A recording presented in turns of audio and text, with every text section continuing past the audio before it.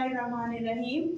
Today our topic is use and misuse of antibiotics. आज का हमारा टॉपिक क्या है? Use and misuse of antibiotics. तो इस टॉपिक को स्टार्ट करने से पहले तो आपके पास ये माइंड में क्लियर होना चाहिए कि एंटीबायोटिक्स किसे कहते हैं। सबसे पहले एंटीबायोटिक्स की डेफिनेशन है। ये एंटीबायोटिक्स एक ग्रीक वर्ड है जो दो वर्ड्स से मिलके बना है। एक मतलब एंटी और दूसरा क्या है? बायो। एंटी का मतलब होता है अगेंस्ट एंड बायो का मतलब होता है लाइफ। तो एंटीबायोटिक्स ऐसे केमिकल होते हैं जिनको हम यूज करते हैं to kill the infectious microbes. ऐसे माइक्रोब्स को किल करने के लिए जो माइक्रोब्स ह्यूमंस के अंदर या एनिमल्स के अंदर जाके डिजीज कॉज करते हैं। इनकी सोर्स क्या होती है? एंटीबायोटिक्स को हम कैसे हासिल कर सकते हैं? एंटीबायोटिक्स जो है वो secreted by the bacteria, actinomycetes and fungi. हम इनको बैक्टीरिया से भी हासिल कर सकते हैं, सर्टेन एक्टिनोमाइसिट्स से भी हासिल कर सकते हैं और फंजाई से भी हम कुछ एंटीबायोटिक्स को हासिल करते हैं।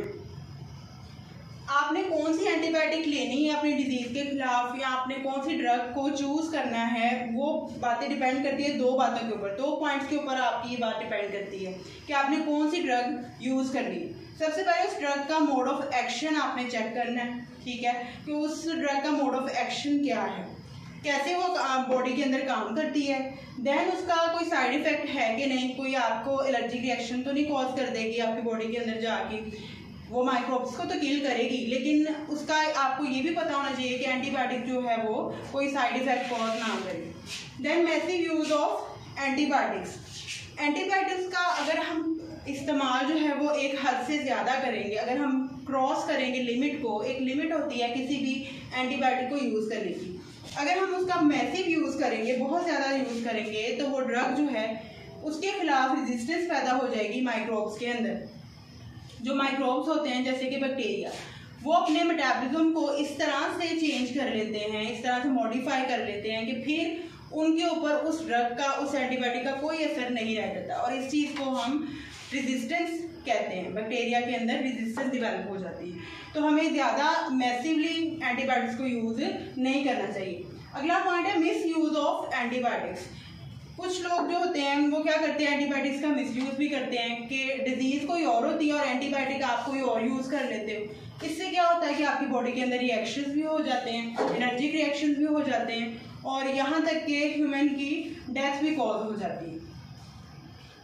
इसकी कुछ एग्जांपल्स दी गई यहाँ पे। एक है स्ट्रेप्टोमाइसिन और दूसरा है टेट्रासाइक्लिन।